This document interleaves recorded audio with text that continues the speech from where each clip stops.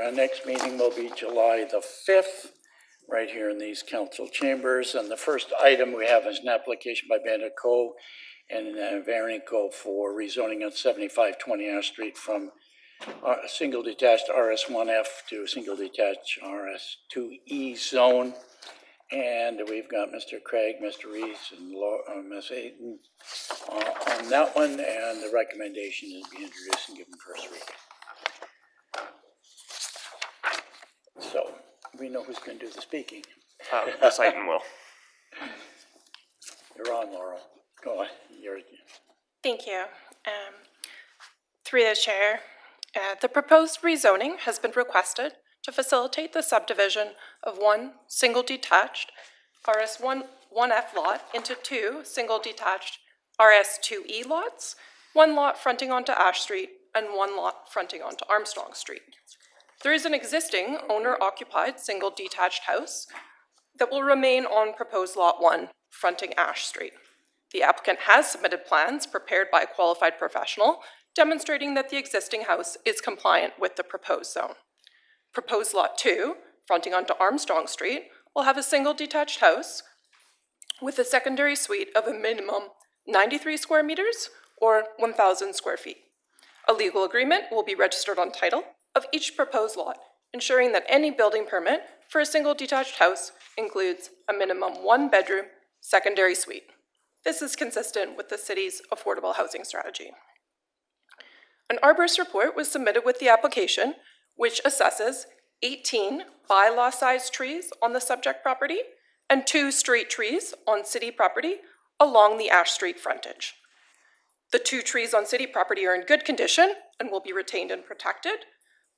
There are 2 trees located in the rear yard of proposed lot 2, fronting onto Armstrong Street, and they will also be retained and protected. There are 9 trees on the resulting development site after road dedication that are in poor condition and are proposed to be removed and replaced at the 2-to-1 ratio specified in the OCP. The applicant proposes to plant 5 replacement trees on lot 1 and 3 replacement trees on lot 2, for a total of 5 trees on each proposed lot. Thank you. I welcome your questions. Okay, are there any questions here? Do I see any? Okay, seeing none. Yeah, I do. Michael, oh, I can't see a hand. Okay, Michael, you're on. Yeah, sorry, Chair, I didn't have my hand up, but that's why I didn't see it. My My question was about attachment number 5. It's on our page PLN 24, and I'm just a little bit confused what the resident wrote about. So she said that she's the owner of 7,500, and that the potential development was 7,500, and this property in question 7,520, and that it could have been, I guess, combined and then made 3 lots out of it. Could staff just kind of clarify what this letter is responding to? Okay, go ahead. Yeah, so according to the OCP and through the chair to Councillor Wolf, according to the OCP and the area plan for the neighborhood, the subject properties are able to rezone to the RS2E zone on lots fronting onto Ash Street. But for lots fronting onto Armstrong Street, they are eligible to rezone to the ZS14, which allows for a smaller minimum lot size and some slightly different rules around how FAR is calculated. So before bringing forward this application to Planning Committee, we wanted to ensure that the neighbor at 7,500 Ash Street, because they're at the end of that block, that they were aware that should this application move forward, they wouldn't be able to consolidate with 7520 in order to develop to that higher density ZS14 zone at this time. That being said, in the future, should those neighboring property owners, upon subdivision, if this moves forward past Planning Committee and the application moves through, proposed lot 2 would in the future still be able to act with the property owners of 7,500 Ash Street to rezone and consolidate and subdivide into 3 lots at ZS14 again, but we just wanted to ensure before bringing it forward that the owner was aware and that we had that on record. Thank you. Terrific. Thanks so much. Okay, Carol? States that, that the 7520 Ash Street, subject site, is going to be subdivided into 3 lots fronting onto Armstrong, when in fact, it's only gonna be 2 lots with only 1 fronting onto Armstrong. So are we 100% sure that this lady does know what's happening? Because the letter is not consistent with the proposal. Look who it is. Through the chair to Councillor Day, in the first part of the letter, it does indicate that if the two properties were combined, then they could get 3 in the rear. In this case, only the single property at 7520 is proceeding. Therefore, only 1 property on the rear is able to be created as a result of this. So, our understanding of what the writer has written here is consistent with our policy. All right, just, if I could just ask through the chair that we just write a follow-up letter to Ms. Sharon McGowan and make sure that she knows what's going on. I'm perfectly happy going ahead with this today, but before it goes to council, let's just make sure that. Or contact her. Yeah, Okay. Have to do that. thank you. All right, any other questions? Any other hands? Not seeing none? A motion? Move seconded. All those in favor? Contrary carried. Good, thank you very much.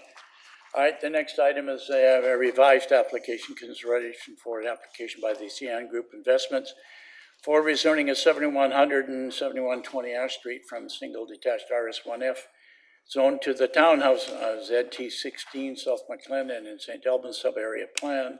The recommendation is to revise, reflect changes to the tree retention placement as per the report, and also be granted 3rd reading. And we've got Ms. Lucier and Josh again. Okay, go ahead. To the chair, I have nothing to add to the report, but I would like to provide a brief summary. So the purpose of the report is to revise the rezoning considerations associated with the townhouse proposal at the subject site due to changes in the condition of trees to be retained as determined by the project arborist's recent assessment. Since there are no changes proposed to land use or density resulting from the changes to tree retention, a public hearing is not required. Should council wish to hold a public hearing, however, you could adjust the resolutions as noted in the staff report. So I'd be happy to answer any questions. Okay, let's go with Michael Get first, the mic please. a little closer. Oh, Oh, thank you very much, Chair. Just a simple clarification question. It relates to the trees being removed. So I know that in the revision, 4 more trees are now being removed. So that takes it to a total of 23. And the 2-to-1 ratio would then mean they have to plant 46 trees. But in the report, it says they only have to plant 44 trees. So I'm just not sure about the 44 number there. through the chair to Councillor Wolf. So the original 36 trees that needed to be replaced was based on the original report being able to provide a certain number of trees and to provide cash in lieu contribution for trees not capable of being planted on site. But then with the changes, it's an additional 8 trees, so beyond what was originally proposed. Does that help? No, I'm still confused about the total number of trees being removed. I think is at 23 now, and the 2-to-1 ratio applied would make it 46. Through the chair, I'll have to take some time to look into that and then respond to you if that's okay. Yeah, you can. Let me just clarify the point where it was listed here.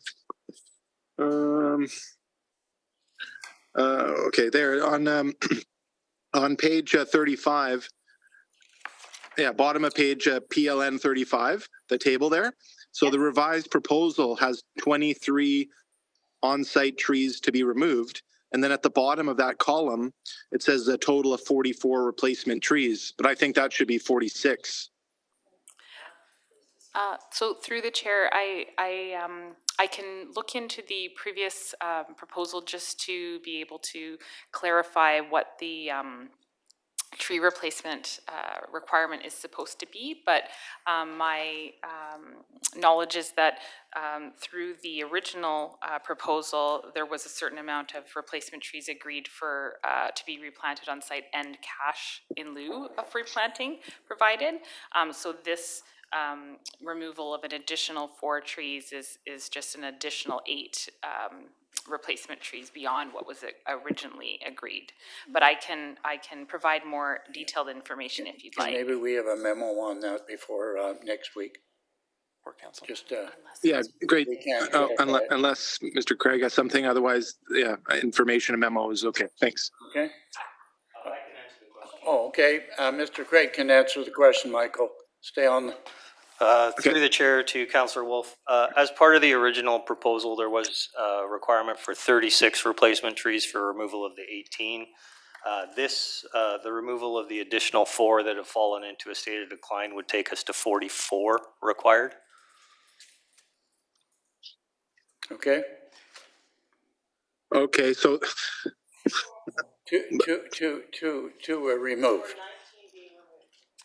okay, but is it, can staff just acknowledge that there's something not right about these numbers then? Because if 23 trees are identified for removal, then why is it not twice that number for replacement?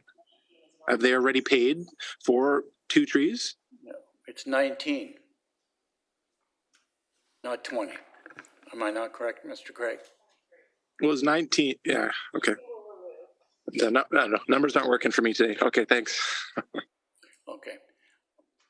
All right. Sorry, there's a lot going on, Okay. so I'm hearing a lot of different information currently. Let's get it clarified for Monday, okay? All right. And that, okay, Michael, we'll get it clarified, we'll get a memo or whatever, make sure we have it in our hand, and then we'll go from there. Okay. Anything else, Michael? You're okay? All right, Carol? Sorry, are you not on? Yeah, I'm Okay, on sorry. there. Yeah, good, thank you. Yeah, I had a couple questions as well. These 4 trees that are in decline, I mean, they're in decline, they're not dead. Is there some reason they couldn't just stay until, and if and when, and they are necessary to be removed?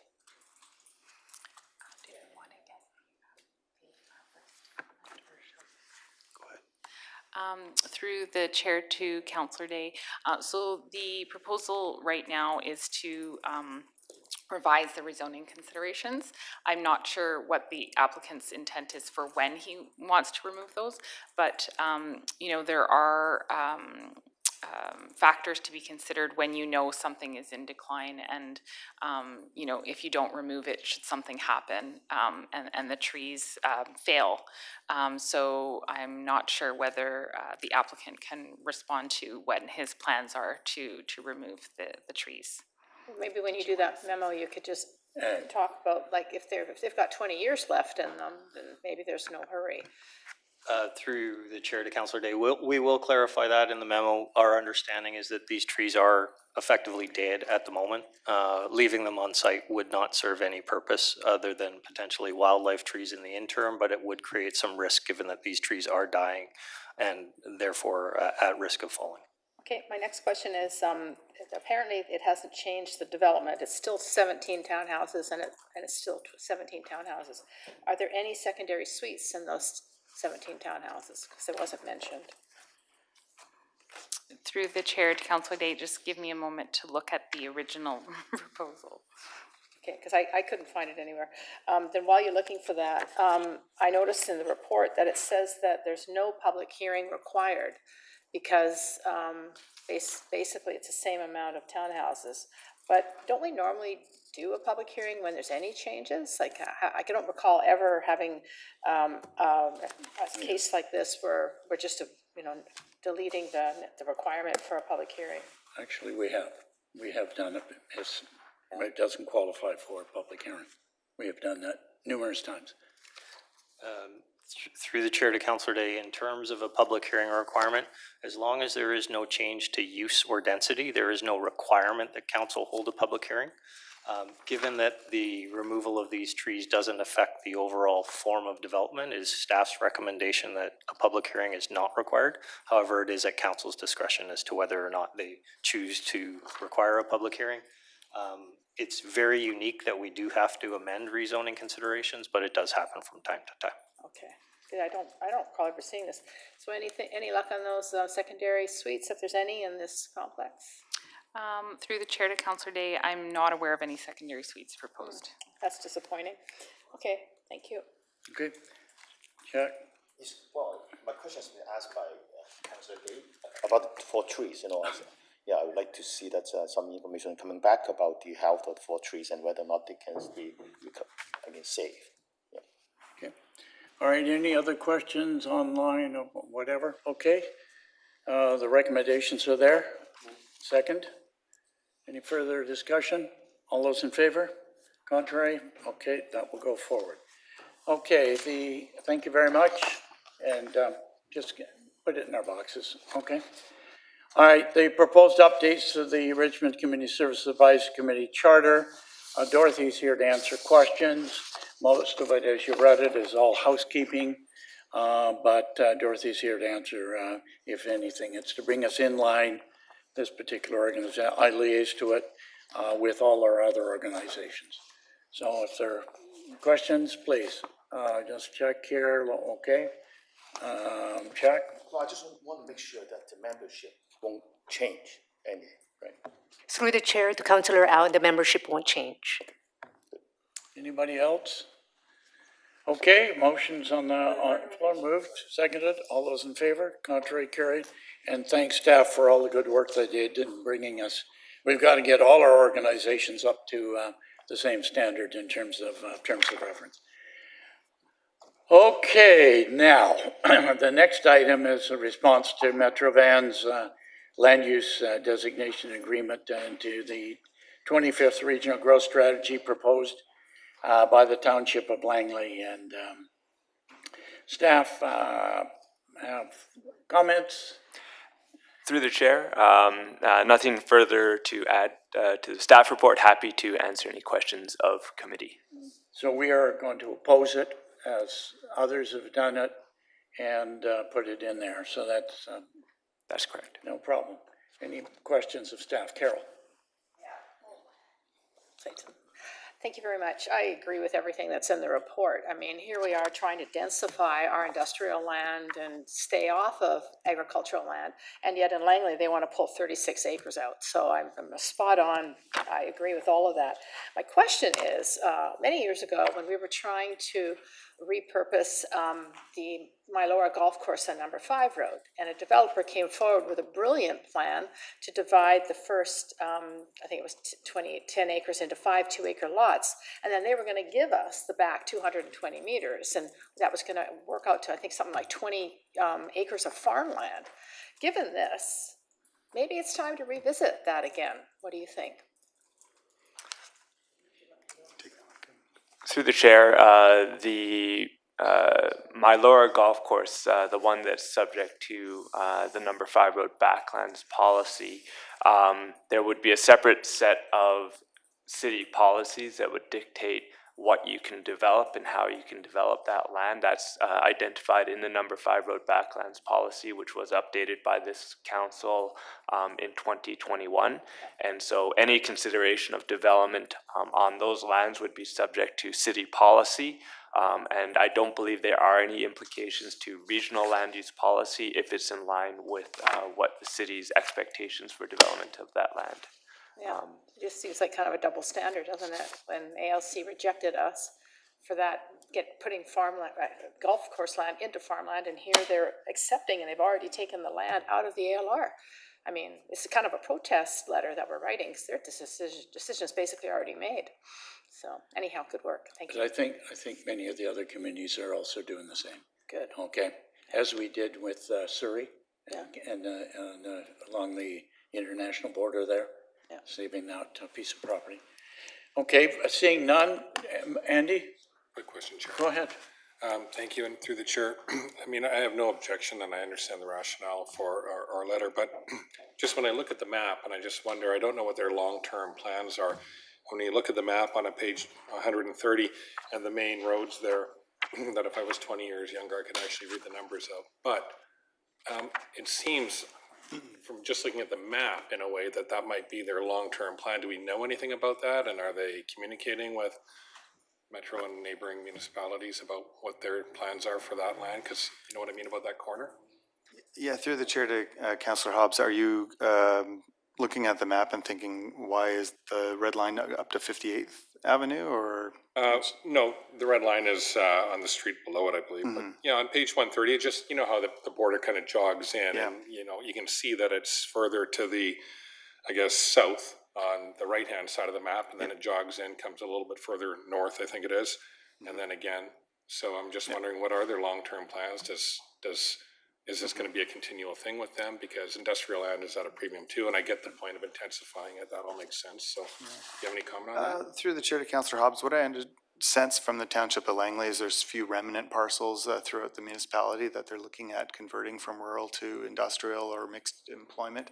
I think in this case, it really is just this area. This area was removed from the ALR, so they're not looking at any other further expansion, at least in the short term that I'm aware of.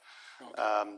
Now, of course, the reason for staff recommending opposition to this is, you might recall, I think it was a year and a half ago, the South Campbell Heights proposal in Surrey was kind of similar on a much larger scale. So this is certainly, the recommendation is in principle that, that staff would not support this because of the efforts that we're taking with the industrial land intensification initiative, and not looking at spreading out industrial land into rural or agricultural land. But to answer your question, this is the information that we have at this moment, and I'm not aware of any other expansions in this specific area in Langley. Sure. And staff's recommendation makes sense to me, and I do agree with that. I was just curious about their plans. Thanks. Okay. All right. Anything else on that? Thank you very much. Motion then to support staff. Moved, seconded. All those in favor, contrary, carried. And managers' reports. Okay.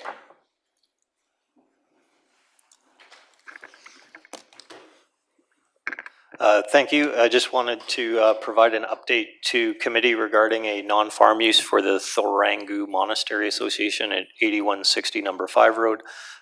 You may recall that City Council endorsed a non-farm use in January of this year. That application was to allow for religious statues in an accessory parking lot on the western portion of the site, in keeping with the OCP provisions for the Number 5 Road backlands. The ALC has approved that non-farm use. That non-farm use does come with a 3-year time limit. The next steps in the process are for the application, or for the applicant to submit a rezoning application, and that has been communicated to them. Wow. Okay. Any questions or any comments? Is the ALC quite amenable to approving temples as non-farm use in various places, or is it just sort of viral?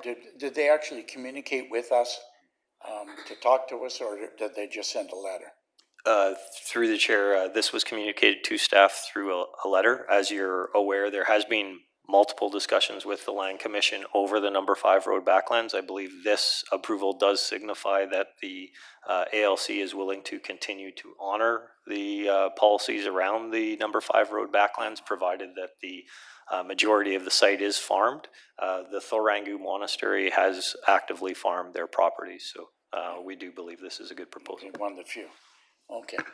All right. Anything else from staff or anything? Mr. Cooper does have a update as well. Okay.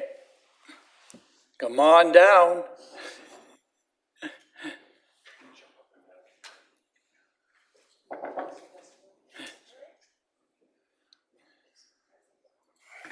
Good afternoon, Mr. Chair. Good afternoon. We will be, in the next few weeks, starting to use our new as a trial for single-family homes, E-plan regimen for plan review, and with that we will be making provisions with the building committee, the building community, to make sure that they're in lockstep with what we plan to do. The methods for application and the methods for communicating will have to be a little bit different, but we believe that it'll lead to a lot more efficiencies. Any questions? Comment? Carol? Do you need any extra staff for this? Like, can we borrow people from other departments if necessary to kind of get through the confusion?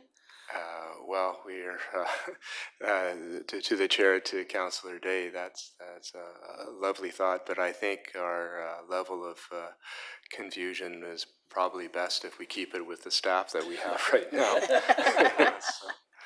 Well, good luck. Okay. Anything else? Okay, anything else for the good? We're adjourned. Thank you.